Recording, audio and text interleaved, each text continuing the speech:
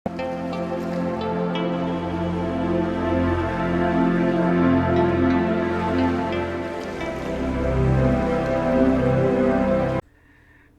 दोस्तों, हम हैं पूर्व जन्म की कहानियों के कथावाचक, past life regression expert, life and leadership coach Hitesh Chhabra. प्यारे दोस्तों, हमारे आज के इस वीडियो के अंदर हम एक यूपीएससी एस्पिरेंट की पूर्व जन्म की कहानी आप सभी के सामने प्रस्तुत करने जा रहे हैं। दोस्तों, हमारी ये प्यारी बहन मिज़ोरम की रहने वाली हैं, लगभग 26 वर्ष की आयु की हैं और पिछले 4 वर्षों से यूपीएससी की प्रिपरेशन कर रही हैं। अब ये जो बहन हैं, इन्होंने कई बार जो एग्ज़ाम्स हैं उनको अटैम्प्ट किया है, लेकिन ये कहती हैं कि हर बार किसी ना किसी मतलब एग्ज़ाम्स के अंदर फेलियर मिल रहा है, इनको कामयाबी नहीं मिल पा रही है, जिस चीज़ को लेकर के काफ़ी ये परेशान थे। अब दोस्तों, आप ये बात बोलेंगे कि भाई यूपीएससी एस्पिरेंट कामयाब नहीं हो पा रहा है, ये कोई नई बात तो है नहीं। और लाखों बच्चे जब यूपीएससी की प्रिपरेशन करते हैं तो हर साल उनमें से फाइनली जो बच्चे आईएएस, आईपीएस, आईआरएस ये ऑफिसर्स की पोजीशन को प्राप्त कर पाते हैं, एक्चुअली में पोजीशन प्राप्त करने वाले केवल 180 कैंडिडेट्स होते हैं, केवल 180 स्टूडेंट्स होते हैं जो कि एक्चुअली में इन पोजीशंस पे नौकरियों को प्राप्त करते हैं। और अप्लाई करने वाले कितने होते हैं? लाखों होते हैं, 14 से 15 लाख होते हैं जो हर वर्ष अप्लाई करते हैं। तो आप बोलेंगे कि भाई जी इसमें नई बात कौन सी है? यूपीएससी एस्पिरेंट का कामयाब ना होना, परेशान होना, क्या दिक्कत है इसके अंदर? तो क्या इस बहन को पता नहीं है कि ये सब कुछ मुश्किल था? तो बात यह है दोस्तों कि जब हमने इन बहन से बात किया तो हमने पहले भी बहुत सारे ऐसे केसेस किए हैं जिसके अंदर भाई बहन इन एग्ज़ाम्स की प्रिपरेशन कर रहे होते हैं, लेकिन सही मायने के अंदर वो जो नॉलेज चाहिए, वो जो एक जुनून चाहिए, वो जो फायर चाहिए और जो एक्चुअल क्लैरिटी चाहिए ये करने के लिए, वो बहुत कम लोगों के अंदर होता है, बहुत कम लोगों के अंदर होता है। और दोस्तों, वो बहुत कम में से कम लोगों में से जो एकदम कम लोग होते हैं जिनके पास क्लैरिटी भी है, इंटेलिजेंस भी है, जिनके पास प्लान बी भी है और जो कि एकदम रेडी हैं, पूरी तरह से मोटिवेटेड है, जिनका अपना देखा हुआ सपना है, उनमें से एक बहन ये हमारे को नज़र आई। और वाकई में उनसे बात करके लग रहा था कि she is actually a deserving candidate और इनको तो अच्छा स्कोर करना चाहिए। तो इनके साथ समस्या क्या हो रही है दोस्तों कि जब भी कोई एग्ज़ाम के लिए इनको अपीयर करना होता है तो उससे 1-2 दिन पहले ये बहुत बुरी तरह से बीमार पड़ जाती हैं। पिछले 4 वर्षों से तेज बुखार के अंदर, मतलब 103, 104 बुखार के अंदर जो है ये अपना जो है पेपर दे करके आई हैं। कई बार ऐसा हुआ है, इतने इतने बुखार के अंदर ये अपने पेपर दे रही हैं। अच्छा, एक दिन पहले बुखार चढ़ेगा, फिर पेपर देने जाएंगी, कभी पेपर मिस भी हो जाता है इस वजह से, है ना, बुखार होगा, उल्टियाँ होंगी, पेपर देने जाएंगी, पेपर दे करके आएंगी, पैरासीटामोल की गोली खाएंगी और उसी दिन फिर ये ठीक हो जाएंगी।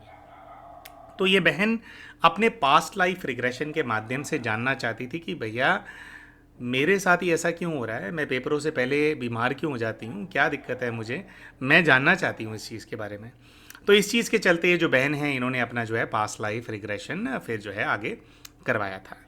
अच्छा, इसके साथ साथ दोस्तों एक दो और प्रॉब्लम्स थी इन बहन की। बहन ने कहा कि बचपन से ही ये और इनकी एक बड़ी बहन है, वो दोनों बहुत ज़्यादा बीमार रहती हैं।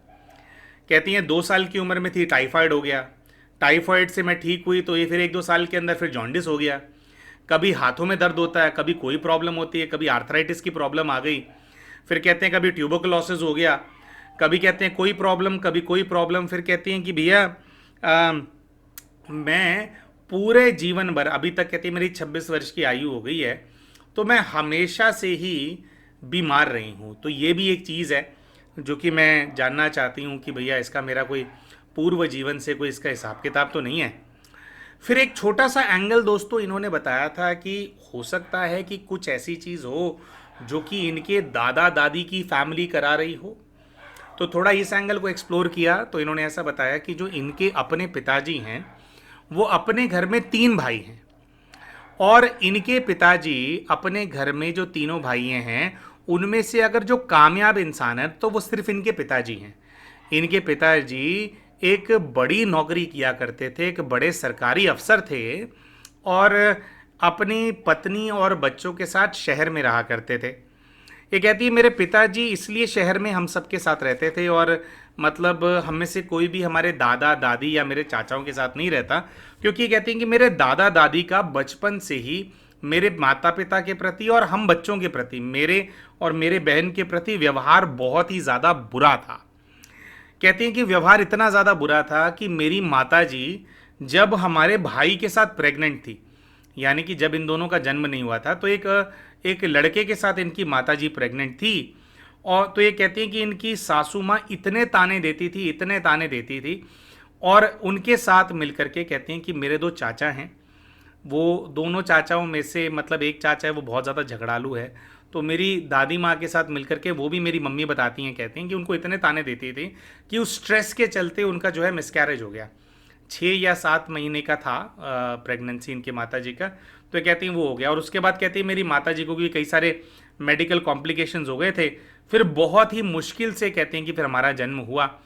और ये कहती हैं कि मेरे पिताजी समझ गए थे कि उनकी माँ जो है वो ठीक से ना वो इनका घर बसने नहीं देगी। तो ये कहते हैं मेरे पिताजी हम दोनों को लेकर के आ गए थे। फिर कहते हैं जो मेरे दोनों जो चाचा हैं, वो दोनों चाचा कोई काम धंधा नहीं करते हैं, उन दोनों की शादी भी नहीं हुई है। मेरे पिताजी शहर में रह कर के उनको हमेशा से पालते आए हैं एक प्रकार से। कहते हैं जो मेरे दादाजी हैं, दादाजी भी किसी प्रकार की गवर्नमेंट जॉब में थे, तो उनकी पेंशन से हमेशा से गुजारा चलता आया है उधर के परिवार का जो गांव में है। और कहती कि मेरे पिताजी भी हमेशा सपोर्ट करते आए हैं, लेकिन उन लोगों के हमेशा ना, कहती है हमारे को इंटेंशन ये रहता है कि हमारे को ना हर्ट करने के इंटेंशन होते हैं। मम्मी का बताती हैं अपनी कि अगर वो फ़ोन पे भी उन लोगों से बात कर लेती है ना, तो भी वो परेशान हो जाती है। कहती है मेरे माता पिता गांव चले जाते हैं उन लोगों से मिलने के लिए, तो जब आते हैं तो बहुत डिस्टर्ब्ड होते हैं, और वापस आते हैं तो दोनों आपस में भी झगड़ा करते हैं और घर में भी नेगेटिविटी जो है फैली रहती है।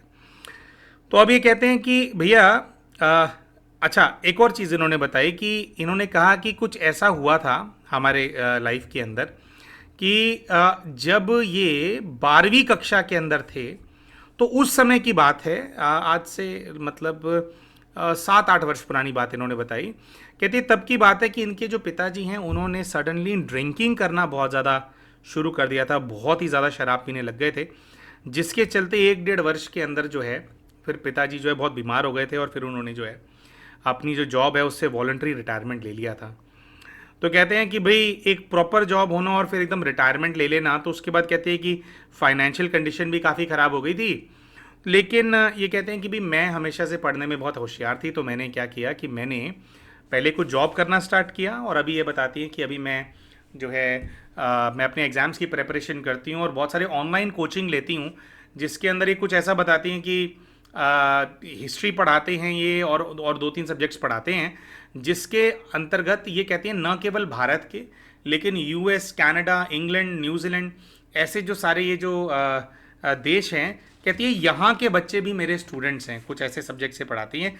और अपने ये जो पढ़ाने का इनका काम है, इस चीज़ के चलते ये 40 से 50 हज़ार रुपये महीना जो है वो कमा लेती हैं। दोस्तों ये वाली बात जो इन बहन ने हमारे को बताई, ये वाली बात सुन करके हमारे को बहुत खुशी हुई थी, क्योंकि बहुत बार क्या होता है दोस्तों कि जब हम एक यूपीएससी एस्पिरेंट होते हैं या हम किसी एग्ज़ाम की प्रिपरेशन कर रहे होते हैं, तो हमारे पास हमारा खर्चा चलाने के प्रॉपर पैसे नहीं होते हैं। तो क्या होता है, क्योंकि दूसरी परेशानियां हमारे सामने होती हैं, और एक बहुत ज़्यादा ना, एक जल्दी जल्दी मैं बन जाऊं, जल्दी मेरे को कुछ नौकरी मिल जाए, इस चीज़ का एक बहुत ज़्यादा प्रेशर होता है। तो लोग क्या करते हैं, इस चीज़ को ना प्रॉपरली मैनेज नहीं कर पाते हैं। इनके केस में हमने ये देखा कि इन्होंने जो ये कोचिंग क्लासेस लेते हैं उसके माध्यम से अपना जो फाइनेंशियल कंडीशन है उसको बहुत ज़्यादा स्टेबल रखा हुआ है, और बहुत ही ज़्यादा पॉजिटिव वाइब आ भी रही थी कि भाई सब कुछ वेल मैनेज्ड है।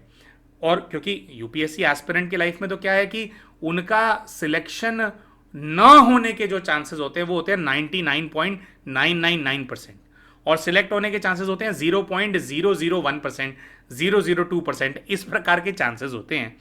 तो इस चीज़ के चलते, मतलब इस चीज़ से ये जो बहन है काफ़ी टेंशन फ्री हैं, क्योंकि इनको पता है कि भाई अभी तो ये फुल टाइम भी नहीं पढ़ा रहे हैं। अगर मान लीजिए ये दूसरे दिशा में सोचते हैं, अपना ये यूपीएससी अटेम्प्ट आगे फर्दर करना बंद भी करते हैं, तो ये अपना जो इनका जो पढ़ाने का जो काम है उसको ये और अच्छे से कर सकते हैं। और मतलब अब करियर वाइज जो है बहन काफ़ी जो है पहले से ही सेट हैं। तो ये चीज़ एक हमारे को अच्छी लगी इनके केस के अंदर। और दूसरा जो बहन की जो नॉलेज थी, जो उनका इंटेलेक्ट था, और जो क्लैरिटी जो थी बहुत ज़्यादा, वो बहुत थी। तो हमारे को था कि नहीं, वाकई में इनको वो होना चाहिए। तो मेन ये इस चीज़ से परेशान है कि भैया मैं अगर प्रॉपर अटेम्प्ट करके अगर ना बनूं तो मुझे कुछ समझ में भी आए ये जो बीमारी है मेरी, एग्ज़ाम से एक दिन पहले 2 दिन पहले बीमार हो जाने की, और ये जो बचपन से मैं बीमार ही चलती आ रही हूँ और एग्ज़ाम से पहले बहुत ज़्यादा बीमार हो जाती हूँ, तो मैं इसका जो रहस्य है वो जानना चाहती हूँ। मैं ये भी जानना चाहती हूँ कहीं ऐसा तो नहीं है कि जो मेरी ये जो दादी माँ है, जो चाचा हैं, ये लोग, मेरे चाचाओं की आज तक शादी नहीं हुई, कि ये लोग किसी प्रकार का कोई ब्लैक मैजिक, कोई टोना टोटका करते हो, मेरे को कामयाब नहीं होने दे रहे हैं। तो क्योंकि कहते हैं कि जब भी मैं उनसे मिलती हूँ ना तो मेरे साथ भी बहुत बुरा व्यवहार करते हैं आज भी। तो ये बहन जो है जानना चाहती थी कि भाई इन सब चीज़ों का मेरा जो पूर्व जीवन है उससे क्या लेना देना है। तो दोस्तों इन्हीं सब चीज़ों के चलते बहन का जो पास्ट लाइफ रिग्रेशन है उसको कंडक्ट किया गया था। इन्होंने अपने पूर्व के कई अलग अलग जीवन हैं उनको अनुभव किया, और जो सारे जो जीवन इन्होंने अनुभव किए उनके माध्यम से इनका क्या कार्मिक अकाउंट है, क्या हिसाब किताब है, उसके ऊपर इनको बिल्कुल एब्सोल्यूट क्लैरिटी आ गई थी। एकदम जो है एक एक जो इनका प्रश्न था उसका उत्तर इनको प्राप्त हो गया था। तो इन्होंने अपने पूर्व के जीवन के अंदर दोस्तों क्या देखा, इसके बारे में भी विस्तार में आपको बताएंगे। लेकिन उससे पहले एक छोटा सा अपडेट आप सभी के साथ हम साझा करने वाले हैं।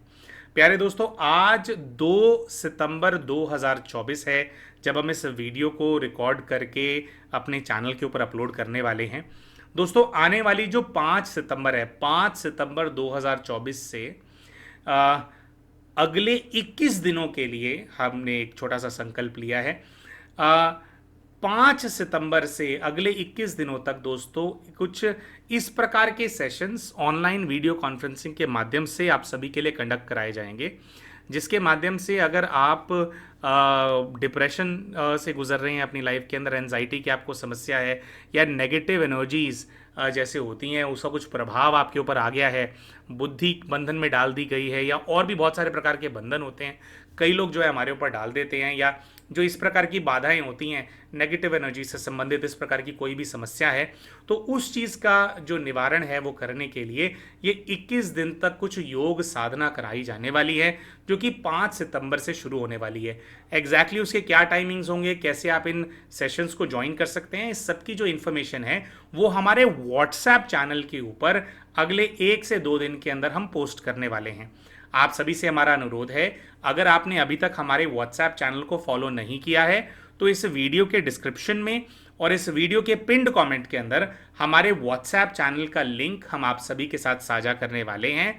उसका इस्तेमाल करके आप भी हमारे व्हाट्सएप चैनल को ज्वाइन कर लीजिए, ताकि जब ये सेशंस हम कंडक्ट कराएं, इन सेशंस को ज्वाइन करने के लिए जो ज्वाइनिंग इन्फॉर्मेशन हम शेयर करें, वो सारी जानकारी जो है आप आसानी से हमारे व्हाट्सएप चैनल के माध्यम से प्राप्त कर सके। तो आइए दोस्तों अब चलते हैं वापस और देखते हैं कि ये जो बहन है इन्होंने अपने पूर्व के जीवन के अंदर क्या देखा, किस रूप में अपने आप को देखा, क्या इनका लाइफ था और क्या हिसाब किताब जो है वो इनके सामने आया। तो प्यारे दोस्तों, अपने पूर्व के पहले जीवन के अंदर ये कुछ ऐसा अनुभव करती हैं कि जैसे इनको एक छत नज़र आ रही है अपने सर के ऊपर, और वो जो छत है वो ना काली काली सी नज़र आ रही है, और काली काली सी छत नज़र आ रही है तो इनको ऐसी फीलिंग आने लगती है कि जेल जैसी कोई जगह है, मैं जैसे किसी जेल में कैद हूँ। नीचे देखती हैं तो बताती हैं कि ईंटों से बना हुआ फर्श है और सब जगह काला काला है। अपने आप को जब हम इनको अनुभव करने के लिए कहते हैं तो ये बताती हैं कि मैं खुद को एक 7 वर्ष की आयु की कन्या के रूप में देख रही हूँ, लड़की के रूप में देख रही हूँ। इस रूम में मैं अकेली हूँ, और कहते हैं मैं छोटी सी बच्ची हूँ। और ये भी बताती हैं कि दूसरा कोई कमरा है यहाँ जहाँ मैं बंद हूँ, यहाँ पर एक दूसरा कमरा है या कोई दूसरी कोठरी है जिसके अंदर मेरी एक बहन है जो कि वहाँ पर कैद है। जो बहन दूसरे कमरे के अंदर कैद है वो इनसे 1 साल छोटी है। कहती है मैं 7 साल की हूँ और वो 6 साल की है। और जो दूसरी बहन दूसरे कमरे के अंदर कैद है दोस्तों, वो इनको अपने इस जीवन की इनकी जो बड़ी बहन है, जो कि इनसे 4-5 वर्ष आयु के अंदर बड़ी हैं, जो कि विवाहित हैं, उन्हीं की फीलिंग आ रही है। कह रही मेरी बहन है, वो उस जीवन में भी मेरी बहन है, उसको भी कैद कर रखा है और मुझे भी कैद कर रखा है, और हम दोनों छोटी बच्चियां हैं। और कहती कि मैं बहुत ज़्यादा डर रही हूँ, मुझे बहुत ज़्यादा घबराहट हो रही है। आगे हम इनसे पूछते हैं कि भाई किसने कैद किया, क्या हुआ। तो ये कहती है कि जिसने कैद किया है उसके सर पे एक पगड़ी है, और वो जो चेहरा है ना उसका, उसके चेहरे से ही मुझे ऐसी फीलिंग आती है कि वो बहुत क्रूर है। I can see it on his face, वो बहुत ज्यादा क्रूर है। वो हमें बहुत गुस्से से देखता है, और ये जो आदमी है ये जमीन का बहुत लालची है। तो हम इनसे पूछते हैं कि जमीन का लालची है तो क्या इस आदमी ने आपकी जमीन छीन ली है, क्या है। तो जैसे हम इनसे प्रश्न पूछते हैं तो ये ऐसे सहम जाती है और कहती है कि जमीन के लिए ये लोगों को मार देता है। और जो मेरी माँ है, कहती है मेरी माँ को मैंने अपनी आंखों के सामने कटते हुए देखा है। ये कहती हैं कि इनको एक दूसरा दृश्य नजर आने लगता है, जैसे अभी तो कैद सी हैं वो दृश्य इनको नजर आ रहा था, इनको एक दूसरा दृश्य नजर आने लगता है जिसके अंदर अचानक से ये अपने घर के अंदर थे और घर के बाहर से इनके पिताजी की कुछ आवाज़ आने लगती है, चीखने चिल्लाने की आवाज़ आने लगती है। और अभी सब लोग, मतलब इनकी जो माँ है वो खाना पका रही होती है चूल्हे के ऊपर, ये खड़े हैं, बाहर चीखने चिल्लाने की आवाज़ आती है और इतने में कोई कुछ करता, इनकी माँ जैसे पीछे की तरफ देखती हैं तो वही जो क्रूर वाला आदमी है वो दृश्य इनको नजर आता है कि तलवार लेकर के वो इनके घर के अंदर घुसा है। तलवार पहले ही खून से सनी हुई है, और जैसे ही इनकी माँ पलट कर देखती है तो अपनी तलवार से जो इनकी माँ है, जो कि उस जीवन के अंदर भी गर्भवती थी, उसकी जो गर्दन है, जो सर है, उसका धड़ से अलग कर देता है। तो माँ की भी हत्या हो जाती है, और माँ के कोख में जो बच्चा पल रहा होता है उसकी भी हत्या कर दी जाती है। अब दोस्तों ये जो सारे कैरेक्टर्स इनको नज़र आ रहे थे, ये सारे कैरेक्टर्स जो है अभी वाले ही जो है थोड़े थोड़े नज़र आते हैं। जैसे कि जो माँ इनको वहाँ पे नज़र आती है वो इस जीवन की माँ ही होती है।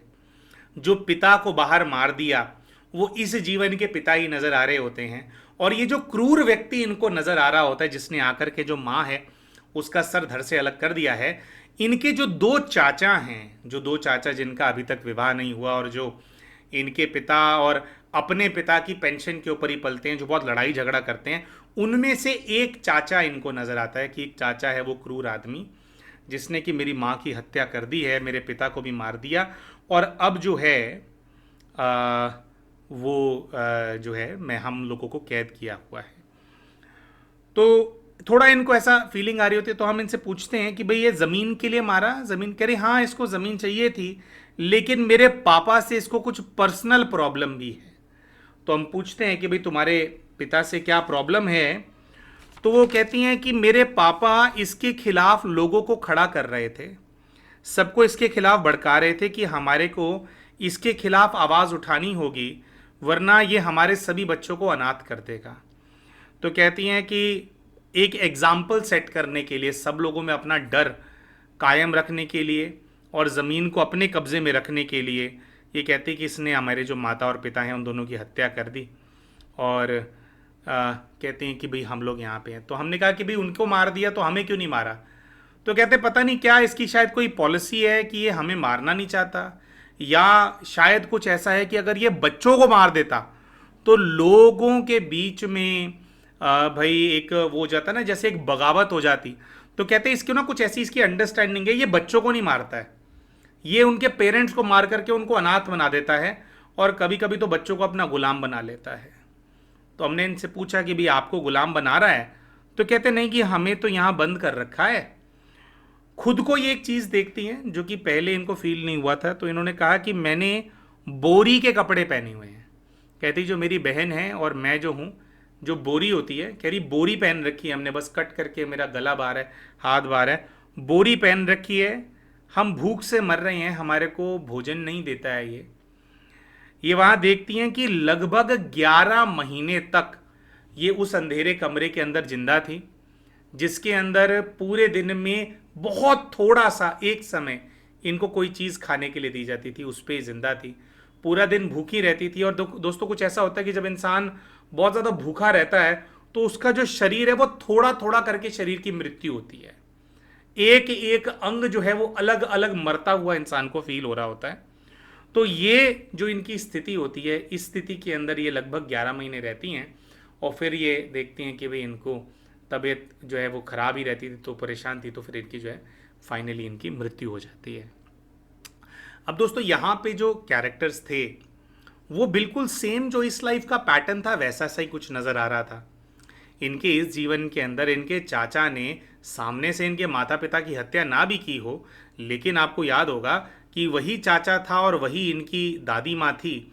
वो लोग मिलकर के इतने ताने, इतना टॉर्चर करते थे इनकी माँ को कि इनका एक भाई था जो कि 6 से 7 महीने में जिसका मिसकैरेज हो गया था, इनकी माता जी का बहुत कॉम्प्लिकेशन हो गए थे। तो एक प्रकार से तो अपने टॉर्चर से उन्होंने इस लाइफ में भी जान ली थी, पिछली लाइफ में तो और ज़्यादा बुरा करके आ रहे थे, तो रिपीट पैटर्न था। तो ये जो जीवन इन्होंने देखा दोस्तों, ये जीवन देखने के बाद हम इनको इनके जो स्पिरिट गाइड है उनके पास भेज देते हैं। स्पिरिट गाइड से एक प्रश्न पूछा जाता है। वो ये उनसे पूछते हैं कि भाई ये जो जीवन है इसके अंदर तो ऐसा देखने को मिला कि भाई वैसा सा ही किया जैसा ये कर रहे हैं, तो मैंने इनका क्या बिगाड़ा था। तो स्पिरिट गाइड ने दोस्तों इनको ऐसा बताते हैं कि आपको इस जीवन में इसलिए भेजा क्योंकि आपको हमारे को इस चीज़ का आंसर देना था, मतलब इस चीज़ का आंसर देना था कि आप बीमार इतने ज़्यादा क्यों रहते हो। तो उन्होंने बताया कि ये जो 11-12 महीने आप भूखे रहे हो ना, उसकी वजह से आपका जो शरीर है वो तिल तिल के मरा था, और क्योंकि इसी डर और इसी दर्द के अंदर आपकी मृत्यु हुई थी, तो आपकी जो आत्मा है, हमारे जैसे दोस्तों एक सूक्ष्म शरीर होता है, तो इनके गाइड ने बताया कि बच्चे आपकी जो आत्मा है उसके ऊपर ये जो दर्द मिला ना 11 महीने, उसकी छाप छूट गई है, छाप। उस छाप की वजह से आप अंदर से आत्मिक तौर से बहुत ज्यादा बीमार हो। ये कहते हैं वही पिछले जन्म का जो दर्द है, कहते हैं उन्होंने बताया कि इमीडिएट पास्ट लाइफ थी ये, जस्ट इससे पिछले वाली, तो वो जो दर्द है आप अपनी इस लाइफ के अंदर भी कैरी कर रहे हो। तो आपका सूक्ष्म शरीर बचपन से ही बीमार है, तो आपका जो फिजिकल बॉडी है वो भी जो है बीमार होता रहता है। फिर इनसे पूछा जाता है स्पिरिट गाइड से कि चलिए आपने ये उत्तर तो दे दिया कि मैं क्यों बचपन से बीमार रहती हूँ या बच्ची क्यों बचपन से बीमार रहती है, लेकिन इनका मैंने क्या बिगाड़ा है ये तो पता चले। तो दोस्तों जैसे ये बात बोली जाती है तो इनके स्पिरिट गाइड बोलते हैं कि बच्चे सब कर्मों का खेल है। अब हाँ, तो वो कहते हैं कि सब कर्मों का खेल है, तुमने भी उनका कुछ बुरा किया था। अच्छा, यहां पे एक और चीज जो है स्पिरिट गाइड इनको क्लैरिफिकेशन देते हैं। तो इनसे पूछते हैं कि जो ये बीमारी है, हम स्पेशली पूछते हैं स्पिरिट गाइड से कि हे पुण्य आत्मा बताओ, इनकी जो बीमारी है वो ये पूर्व जीवन के प्रभाव से है। इनके जो दादी माँ हैं और जो ये किसी प्रकार का कोई ब्लैक मैजिक वगैरह तो नहीं करते। तो इनके स्पिरिट गाइड ने कहा कि वो किसी भी प्रकार का ब्लैक मैजिक नहीं करते, इनफैक्ट उनको ब्लैक मैजिक करने की जरूरत ही नहीं है। उनकी जो बुरी भावना है इन लोगों के प्रति वही ही काफ़ी है। उनकी बुरी भावना के चलते इन लोगों की तरक्की नहीं होती। तो उनके जो विचार हैं, उनके जो संकल्प है, उनका प्रभाव आता है इनके पूरे परिवार के ऊपर, लेकिन वो अलग से कुछ ब्लैक मैजिक नहीं करते। बस उनके जो थॉट्स हैं वो इनको और इनके परिवार को लेकर के अच्छे नहीं हैं, तो उसका भी प्रभाव आता है। तो ये सब बताते हैं। अच्छा, ये सब बातें हो रही होती हैं और स्पिरिट गाइड जो है वो इनको बोलते हैं कि अभी आपको जो है और देखना है, एक दूसरा पूर्व का जीवन जो है वो देखने के लिए इनके जो स्पिरिट गाइड हैं वो इनको भेजते हैं। अब दोस्तों जो दूसरा पूर्व का जीवन इनको ये देखते हैं, उसके अंदर इनको कुछ ऐसा नज़र आता है कि जैसे ये एक खुली जगह पर हैं और इसमें ये ऐसा देखते हैं कि जैसे ये एक पुरुष हैं जो कि लगभग 35 वर्ष की आयु का है। ये कहते हैं कि मैं एक यूरोपियन इंसान हूँ, शायद स्पेनिश हूँ, स्पेन की हूँ, और कहते हैं कि प्रोबेबली एक कमांडर हूँ मैं। जो स्पेन है उसकी कोई आर्मी है, उसकी कहती है मैं कमांडर हूँ। मैंने नीले रंग का कोट पहना है, ब्लू कोट पहना है, ब्लैक कलर का ट्राउज़र पहना है, और कहते हैं कि हाथ में एक स्टिक है, और कहते हैं कि मैं अपने सिपाहियों के साथ हूँ। और सिपाहियों के साथ इनको फील होता है कि मैं किसी प्रकार का कोई सर्वे कर रहा हूँ। मैं एक साउथ अमेरिकन देश के अंदर हूँ। जैसे दोस्तों आपको पता होगा अमेरिका है तो एक तो यूएसए है और एक साउथ अमेरिकन बहुत सारे देश है, मैक्सिको हो गया, कोस्टा रिका हो गया, इस प्रकार के बहुत सारे देश हैं जो कि साउथ अमेरिका में आते हैं। तो कहते हैं कि मैं किसी साउथ अमेरिकन देश के अंदर हूँ, स्पेनिश आर्मी का कमांडर हूँ और मेरी आर्मी मेरे साथ है। मैं यहाँ पे चीज़ों का मुआयना कर रहा हूँ, सर्वे करने के लिए आया हूँ, मैं कुछ डेटा कलेक्ट कर रहा हूँ। और ये जो डेटा है इसको कलेक्ट करने के साथ साथ ये देखते हैं कि मैं किसी प्रकार का कोई मैप है वो मैप बना रहा हूँ। तो हम इनसे पूछते हैं कि भाई ये सब आप क्यों कर रहे हो, समाज सेवा के लिए? तो ये कहते हैं कि नहीं, समाज सेवा नहीं करनी है, ये जो मैप मैं बना रहा हूँ और ये जो डेटा मैं कलेक्ट कर रहा हूँ इसको मैं अपने किंगडम भेज रहा हूँ, मतलब स्पेन जाएगा ये सारा जो डेटा है। और जैसे ये स्पेन पहुंच जाएगा सारा डेटा, तो वहां से वो लोग और रीइंफोर्समेंट्स भेजेंगे और बड़ी सेना आएगी यहां पे। और सेना क्यों आएगी? क्योंकि ये कहते हैं कि जिस साउथ अमेरिकन देश के अंदर मैं हूं, जिस जगह पर मैं हूं, हम इसको कॉलोनाइज करना चाहते हैं, इसको हम कॉलोनी बनाने के लिए आए हैं। ये हमारी कॉलोनी होगा, यहाँ पे हम लोगों को गुलाम बनाएंगे। फिर ये देखते हैं कि मेरे पास, ये कहते हैं कि एक घोड़ा भी है। और जैसे घोड़ा देखते हैं और ये अभी सर्वे वाला इनको दृश्य नजर आ रहा था, फिर दोस्तों क्या होता है कि सीन थोड़ा बदल जाता है और इनको ऐसा नजर आता है कि ये कुछ लोगों से लड़ाई कर रहे हैं। और वो जो लोग हैं they are tribals. South American जिस देश में होते हैं वहां के कई सारे आदिवासी लोग होते हैं जिनसे ये लड़ रहे होते हैं। और जब ये उन लोगों से लड़ रहे होते हैं तो इनको ऐसा नजर आता है कि इनके जो इस जन्म के दादा हैं वो वहां पर हैं इनके साथ। इनके साथ क्या कर रहे हैं? इनके जो दादा हैं इस जन्म के, वो उस जीवन में एक ट्राइबल हैं जिनके साथ ये लोग युद्ध कर रहे हैं, जिनको गोलियां मार रहे हैं ये लोग। अच्छा, उन लोगों के साथ जिनको ये गोलियां मार रहे हैं, जो ट्राइबल्स हैं, उसके अंदर इनको अपने छोटे वाले चाचा भी नजर आते हैं। उसके अंदर उनकी औरतों में इनको अपनी दादी भी नजर आती है। और इनको फिर एक दृश्य ऐसा नजर आता है कि इनका जो चाचा है छोटे वाला, जो इनको पसंद नहीं करता, जो वहां ट्राइबल के रूप में है और ये यूरोपियन कमांडर के रूप में है, वो भाला लेकर के बिल्कुल इनके सामने खड़ा हो गया। कई ट्राइबल्स भाला लेकर के खड़े हैं, ये अपना हाथ ऐसे ऊपर करके खड़े हैं, लेकिन ये कहते हैं कि मेरे अंदर डर बिल्कुल भी नहीं है, ये मेरा कुछ उखाड़ नहीं सकते, हम इनसे बहुत शक्तिशाली हैं। कहते हैं कुछ ही देर के अंदर हमारे रीइंफोर्समेंट्स यहाँ पे आ जाएंगे, तब तक बस मुझे इनको बेवकूफ़ बना करके रखना है। और फिर इनको आगे ऐसा दृश्य नजर आता है कि अचानक से इनको घेर रखा था और जितने ट्राइबल्स ने इन लोगों को घेर रखा था उनसे कई गुना ज़्यादा बड़ी फौज जो है वहाँ पे आ जाती है, जो कि तड़ातड़ गोलियां चलाने लगती है, जिसके अंदर कई सारे ट्राइबल्स मर जाते हैं। और फिर इनको ऐसा नज़र आता है कि भाई इनकी जो आर्मी है उसने आकर के इनको छुड़ा लिया है। और ये ऐसा देखते हैं कि जो इनका इस जीवन का चाचा है, उन ट्राइबल्स में से एक आदमी जिसने भाला पकड़ रखा था, इनको डरा रहा था, जो उसको इन्होंने पकड़ रखा है।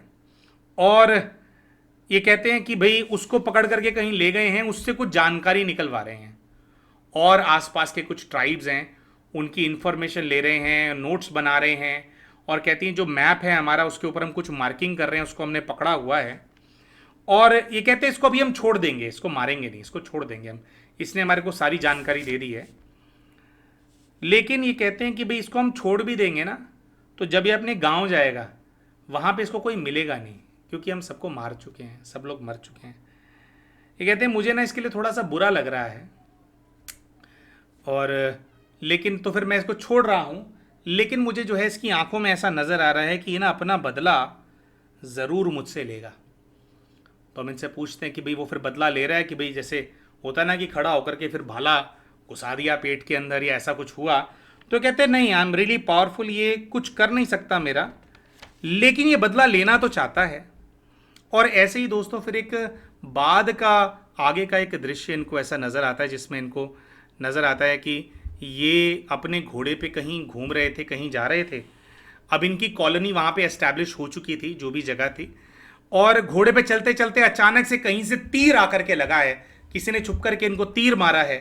और जिसने तीर मारा, जैसे इनको लगता है ये गिरते हैं, इनके जो है खून बहुत बह रहा है और आधी बेहोशी की हालत में जब इनकी मृत्यु हो रही है तो इनको नज़र आता है कि वही ट्राइबल जिसको छोड़ दिया था इन्होंने, जिनके पूरे गांव को तहस नहस कर दिया था, जिनके देश को इन्होंने कॉलोनी बना लिया है, उसी ने इनको तीर मारा है, छुप करके इनको मारा है। अपना बदला उसने ले लिया है, लेकिन वो आदमी जो है इनको सेटिस्फाइड नज़र नहीं आ रहा है, उसका बदला भी पूरा नहीं हुआ, क्योंकि उसके साथ के लोग तो अभी भी मर गए ना। और उन लोगों को बहुत तड़पा तड़पा करके भी मारा गया था। बहुत एक तड़प थी उस इंसान के, वो पूरे ज़िंदगी भर अकेला रहा था। जो पहले उन लोगों पे हमला किया था उसके 10-15 साल बाद जो है उस व्यक्ति ने जो है इनको मारा था। तो यहाँ पे इनको ऐसे नज़र आता है कि भाई इनकी फिर जो है मृत्यु हो गई। अब फिर से दोस्तों वो आता है सीन कि इनके जो गाइड हैं उनके पास इनको भेजा जाता है। तो वहाँ पर फिर जो गाइडेंस है इनको ऐसा मिलता है कि बच्चे ये जो सीन है ये आप लोगों ने किया था, इन लोगों की हत्या की थी। आपकी जो दादी है, जो दादा है, जो चाचा है, दोनों जो आपके चाचा हैं, इन सब लोगों की आपने हत्या की थी और इनके साथियों की भी की थी। और उन्होंने बताया कि जो आपकी आर्मी थी उस आर्मी के अंदर आप भी थे, आपकी अभी के जन्म की जो बड़ी बहन है वो भी थी, आपके माता पिता भी थे। तो आप लोगों ने मिलकर के जो है कब्जा किया था और कहते हैं कि आप कमांडर थे उसके। तो इसी वजह से ये लोग जो है आपको पसंद नहीं करते, आप लोगों का नुकसान करने का प्रयास करते हैं। पिछले जीवन के अंदर भी इसने बदला लिया, लेकिन औरों की भी जो है कुछ इच्छा थी, तो ये लोग जो है आप लोगों को लेकर के नेगेटिव हैं। फिर ये कहते हैं कि भाई इनके गाइड ने इनको ये भी बताया कि भाई जो ये पेपरों से पहले जो आप बीमार हो जाते हो ना, यहाँ पे फिर ये वाली बात उन्होंने की। तो ये कहते हैं आपके अंदर ना एक डर है पिछले जन्म का, जैसे पूरा जीवन भर बीमार रहे, वो बीमारी की छाप थी आपकी आत्मा के ऊपर, ऐसे ही उन्होंने बताया कि आपके अंदर डर है। आपका जो डर है वो आपको बीमार कर देता है। तो जो भी सिचुएशंस हैं, जो भी एग्जाम्स हैं, आपको उनको फेस करने के लिए करेज अपने अंदर लानी होगी। तो जैसे आप वो करेज लेकर के आ जाएंगे तो आप जो है बीमार होना बंद हो जाएंगे। और इसके साथ साथ जो स्पिरिट गाइड हैं वो इनको कहते हैं कि एक और कारण है जिसकी वजह से आप पेपरों से पहले बीमार होते हो। तो जब उनसे पेपरों से पहले बीमार होने का वो दूसरा कारण पूछा जाता है तो इनको फिर से एक दूसरा दृश्य नजर आने लगता है, यानी कि अपनी एक तीसरी पूर्व की लाइफ जो है उसको ये अनुभव करने लगते हैं। उसके अंदर दोस्तों ये कुछ ऐसा देखते हैं कि बहुत पहले का यूएसए है, अमेरिका है, और ये एक अमेरिकन है। और ये देखते हैं कि ये एक खुले मैदान के अंदर बैठे हुए हैं, कोई कुर्सी सी डाल के बैठी हुई हैं। आसपास इनको बहुत सारी गायें हैं वो चरती हुई नज़र आ रही हैं। ये एक पुरुष हैं और ये कहते हैं कि मैं एक टीचर हूं और खुली जगह में बच्चों को पढ़ा रहा हूं। एक बच्चा है जो पढ़ने में बहुत कमज़ोर है और ये कहते हैं कि मैं उसको लेकर के बहुत ज़्यादा फ्रस्ट्रेटेड हूं। उस बच्चे को मैं बहुत ज़्यादा बातें सुनाता हूं और मैं उसको पढ़ाना नहीं चाहता। तो एक बच्चा इनको नज़र आता है, उसको भगा देते हैं वहाँ से कि भाई मैं नहीं पढ़ा सकता तेरे को। इनको ऐसे नज़र आता है और बस ये देखते हैं कि भाई ये पढ़ाते हैं। और फिर इनको कुछ ऐसा नज़र आता है कि थोड़े समय के बाद कुछ स्ट्रेस हो जाता है, इनको कोई प्रॉब्लम होती है, बच्चों को ये जो बनाना चाहते हैं वो बन नहीं पा रहे होते हैं। तो फिर ये टीचर जो इनका जो रोल होता है ना टीचर होने का, उसको ये छोड़ देते हैं और किसी और कोई और काम करने लग जाते हैं। अच्छा, ये वाला सीन होता है और उसके बाद वापस से इनको अपने स्पिरिट गाइड नज़र आने लगते हैं। दोस्तों ये जो चीज़ नज़र आ रही होती है, तो ये जब हम ऐसा देखते हैं तो फिर स्पिरिट गाइड के पास जाते हैं, तो इनसे हम पूछते हैं स्पिरिट गाइड से कि जी इससे ना कुछ समझ में नहीं आया कि भाई ठीक है टीचर थे, भाई टीचर अगर कोई पढ़ाना बंद कर दे तो उसकी चॉइस है ना, तो इससे हिसाब किताब क्या है, ये बीमार क्यों पड़ते हैं, ऐसा कुछ कनेक्शन नज़र नहीं आया। दोस्तों जैसे ये बोलते हैं कनेक्शन नज़र नहीं आया, तो इनके स्पिरिट गाइड इनको एक दूसरा दृश्य नज़र आते हैं, दिखाते हैं, जिसके अंदर इनको 2021 नज़र आने लगता है। यानी कि आज से 3 साल पहले का समय, जब ये अपने किसी एग्ज़ाम के लिए प्रिपेयर कर रहे हैं, ये अपने ही कमरे के अंदर जहाँ पे ये स्टडी करते हैं वहाँ पे खुद को टेबल के सामने बैठा हुआ देखते हैं और इनको ऐसी महसूसता आती है कि जैसे वहाँ पे अकेले नहीं बैठे हैं, बल्कि इनके पीछे एक बूढ़ी अम्मा बहुत ही गुस्से में इनको देख रही है, ऐसा इनको नज़र आने लगता है। तो जैसे वो बूढ़ी अम्मा देख रही होती हैं तो ये कहती हैं कि भी कोई मेरे पीछे खड़ा है। तो हम इनको बोलते हैं कि कोई दिक्कत नहीं, आप पीछे मुड़ो, उनसे बात करो कि अम्मा तुम कौन हो। तो ये ऐसा ही करते हैं। तो मतलब कुछ इनको ऐसा दृश्य नजर आ रहा था कि जब भी ये पढ़ती हैं तो ये अकेली नहीं होती है, कोई इनके पीछे खड़ा हुआ होता है। दोस्तों ये जो भूत प्रेत है ना, इनका पीछे खड़ा होकर के देखने वाला हिसाब किताब ड्रामा बड़ा अजीब सा है। पीछे खड़े होकर के देखते रहते हैं। तो ये देखते हैं कि एक बूढ़ी अम्मा पीछे खड़े होकर के देख रही है बहुत गुस्से में। हम इनको बोलते हैं कि आप पलटिए और उनसे बात कीजिए कि अम्मा क्या दिक्कत है, यहाँ पे क्या कर रही हो। तो जैसे उनसे पूछते हैं तो वो बूढ़ी अम्मा इनको जवाब देती है कि मैं बहुत गुस्से में हूं और तुझे मैं पढ़ने नहीं दूंगी। तू जो ये सोच रही है ना कि पढ़ करके तू अफसर बन जाएगी, तेरे को मैं सक्सेसफुल होने नहीं दूंगी। मैं हूं यहां पे, तू कैसे हो जाएगी। तो अम्मा से पूछा जाता है कि भाई क्या दिक्कत है तुम्हारे को, क्यों परेशान कर रही हो। तो वो बूढ़ी अम्मा बताती है कि जो तेरी दादी है और तेरा दादा है, वो मेरा जो बेटा है उसको बहुत ताने देते थे। वो बूढ़ी अम्मा बताती है कि जिस गांव की तू रहने वाली है, जहाँ तेरे दादा तेरी दादी और ये चाचा रहते हैं, जहाँ का तुम्हारा खानदान है, तो वो बूढ़ी अम्मा कोई औरत थी जो उनके पड़ोस में रहा करती थी। उनका एक बच्चा था जो थोड़ा लर्निंग डिसेबिलिटी से ग्रसित था। वो बेचारा वो जो है ना ठीक से पढ़ नहीं पाता था। तो इसकी जो दादी है, इन बहन की जो दादी है, वो उस औरत को ना ताने मारती रहती थी और कहती रहती थी क्या ये तेरा आधे दिमाग का तूने बच्चा पैदा किया है, ये कुछ बन नहीं पाएगा। उसको बहुत दुख होता था। तो ये कुछ ऐसा हुआ था कि वो जो बूढ़ी अम्मा है जो पीछे खड़ी थी, उसका जो बच्चा है उसकी थोड़े समय के बाद मृत्यु हो गई किसी चीज के चलते। शायद बच्चे ने सुसाइड कर लिया था, कुछ ऐसा हुआ था। वो पढ़ नहीं पाता था, परेशान, कुछ ऐसा हुआ था कि मृत्यु हो गई थी। अब बच्चे ने सुसाइड किया था या नहीं किया था पता नहीं, लेकिन जब इनके बच्चे की मृत्यु हुई थी तो फिर उसके गम में कुछ ही समय के अंदर ये जो बूढ़ी अम्मा है इसकी भी मृत्यु हो गई थी, ये भी मर गई थी। तो वो जो उनका बच्चा था काफ़ी बड़ा हो गया था वो एज के अंदर, और जो है वो थोड़ा मंदबुद्धि ही था। तो पूरी जिंदगी भर इनकी जो दादी है वो उनको ताने देती थी, और वो जो ताने हैं उनके दिमाग में बहुत ज़्यादा चलते थे। उनका बच्चा जब मर गया, जब बच्चा सक्सेसफुल नहीं हो पाया, तो उसके घर में वो भी चल बसी, और वो ये कहती है कि मैं तुझे इसलिए परेशान करती हूँ क्योंकि तू उनसे रिलेटेड है। अब यहाँ पे क्या होता है दोस्तों कि वो जो बूढ़ी अम्मा होती है ना उसको एक्सप्लेन करते हैं। यहाँ पे थोड़ा हम टेक ओवर करते हैं। हम इनको कहते हैं कि वो अम्मा से बोलो कि अम्मा तुम्हारे को पता नहीं है कि जिन लोगों की वजह से तुम परेशान हो वो तो खुद मुझे परेशान करते हैं। भाई तुम्हारे को इतने ताने नहीं दिए होंगे जितने ताने हमारे को दिया। हमारा तो घर पूरा बर्बाद कर दिया। हमारा घर भी तो उन्हीं लोगों ने बर्बाद कर रखा है जिनकी वजह से तुम्हें ताने पड़ते थे। तो तुम मुझे क्यों परेशान करने आ गई हो? तो दोस्तों वो अम्मा बोलती है कि इसलिए परेशान करने के लिए आई हूं क्योंकि तू खून तो उन्हीं का ही है ना। और वो बोलती है कि उनके पूरे खानदान में अगर कोई कामयाब होने वाली आत्मा है, अगर कोई कामयाब हो सकता है तो वो तू ही हो सकती है। बाकी सब तो ये लोग कामचोर हैं, ये सब शराबी गवाबी जुआरी हैं, कोई यहां पे होगा नहीं। उन्होंने कहा कि अगर कोई तरक्की करेगा तो तू करेगी, तो इसीलिए मैं तेरे को तरक्की नहीं करने दूंगी। तो फिर यहाँ पे हम जो बूढ़ी अम्मा है उनसे बात करते हैं, उनकी तरफ मैसेज पहुंचाते हैं इनके माध्यम से कि अम्मा आप क्या बात कर रहे हो, मतलब इसमें मेरी क्या गलती अगर वो ताने देते थे? मतलब मैं तो उनसे परेशान, तुम भी उनसे परेशान, मैं भी उनसे परेशान, तो दुश्मन का दुश्मन तो दोस्त होना चाहिए ना। वो तो खुद मेरे दुश्मन है। तुम्हें तो अम्मा मेरी मदद करनी चाहिए, तुम आकर के मुझे परेशान कर रही हो। बताओ कमाल की बात है। अगर मैं तरक्की कर लूंगी तो कौन सा उन लोगों को कोई मैं इनाम दे दूंगी? मेरी तरक्की से तो वो लोग भी खुश नहीं है। तो मुझे समझ में नहीं आ रहा कि तुम मुझे परेशान करके क्या ले लोगी। तो यहां पर दोस्तों वो जो अम्मा है ना, वो जो प्रेत आत्मा होती है, वो सुन्न पड़ जाती है, वो जवाब नहीं दे रही होती। थोड़ा सा हम जो है मजाक भी करते हैं उनसे कि क्या हो गया अम्मा, लॉजिक सारे खत्म हो गए, तुम्हारी वो जो जुबान है उसको ताला क्यों लग गया, कुछ बोलो सामने से। तो अब जो है दोस्तों अम्मा ना जवाब नहीं देती, वो सीधा एक बात बोलती है, लॉजिक बोलती है। कहती है एक शर्त पे तेरे को परेशान करना छोड़ूंगी। तो ये उनसे पूछते हैं, हम उनको बोलते हैं कि भी पूछो किस शर्त पे परेशान करना छोड़ेंगी। तो अम्मा बोलती है कि तू पढ़ाने में बहुत अच्छी है, तू अगर चाहे तो कमजोर बच्चों को भी जो है उनकी तू मदद कर सकती है, उनका जो भाग्य है उसको उदय करने में तू बहुत सहायता कर सकती है। तो अगर तू मुझे वादा करेगी कि तू गरीब बच्चों को पढ़ाएगी बिना किसी पैसे के, बिना किसी लालच के, जैसे तू पैसा लेकर के पढ़ाती है।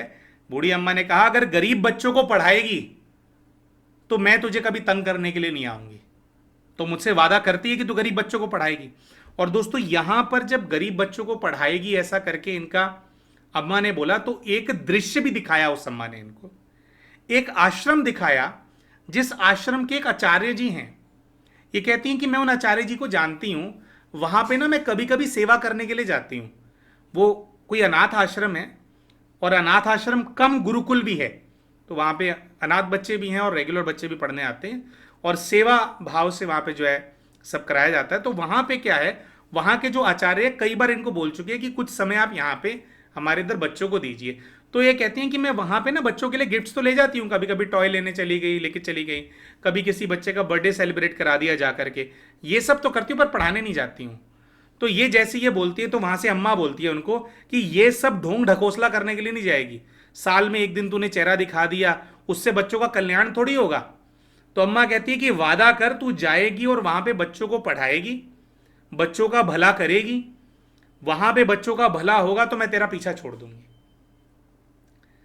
तो ये जो हैं, इनको अंदर से फीलिंग आती है कि भाई मुझे ना बहुत समय से टचिंग आ रही है वहां जाकर के पढ़ाने की। तो वो बूढ़ी अम्मा बोलती है वो टचिंग नहीं आ रही, मैं ही तेरे कान में फूकती हूँ कि वहां जाकर के पढ़ा, तेरे को समझ में ही नहीं आती है। मैंने पहले भी कई बार तेरे को संकल्प दिया कि तुझे वहां जाकर के पढ़ाना है, ये मेरी इच्छा है, बोल पूरा करेगी।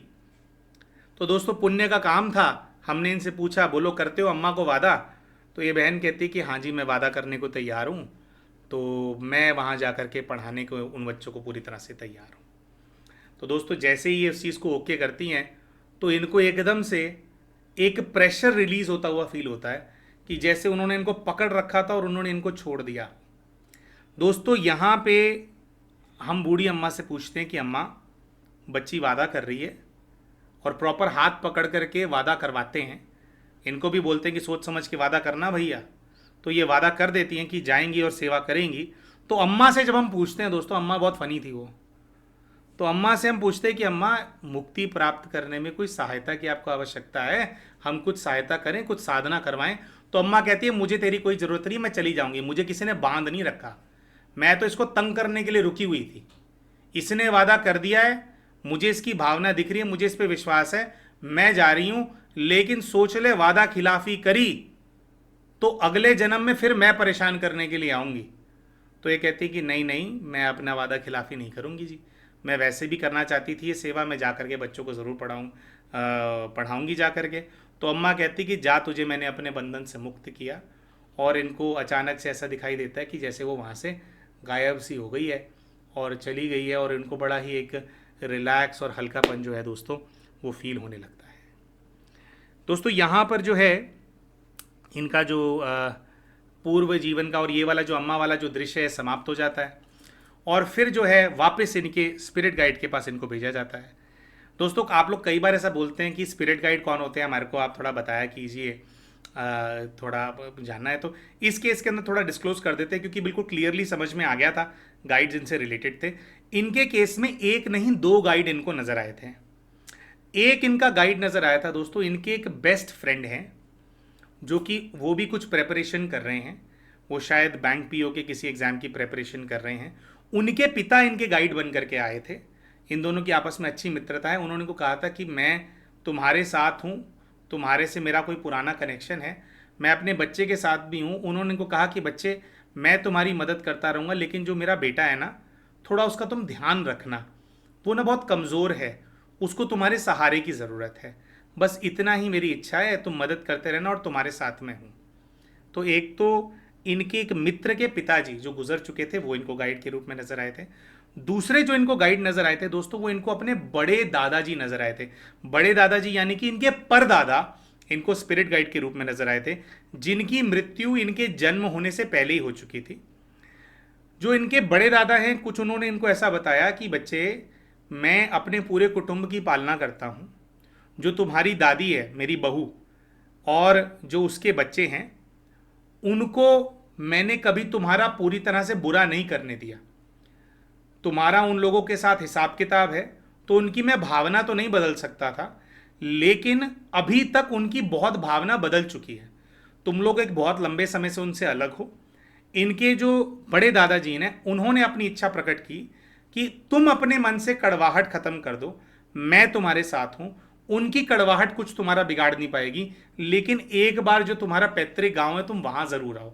अपने मन में जो तुम्हारी पुरानी याद है, पुराना गुस्सा है, क्या तुम्हारे चाचा ने, क्या दादा ने, क्या दादी ने किया, वो भूल करके तुम गांव जरूर आओ, मुझे उससे बहुत शांति मिलेगी। मेरी इच्छा है। अपनी इच्छा भी प्रकट की उन्होंने, और उन्होंने कहा कि तुम बिल्कुल निश्चिंत रहना, तुम्हारे ऊपर तुम्हारी दादी और तुम्हारे चाचा किसी प्रकार का प्रभाव नहीं डाल पाएंगे, तुम्हारे साथ मैं खड़ा हूं। मेरी इच्छा पूरी करने के लिए तुम जो है गांव जरूर आना और उनसे भी अपना रिश्ता बेहतर करने की कोशिश करो।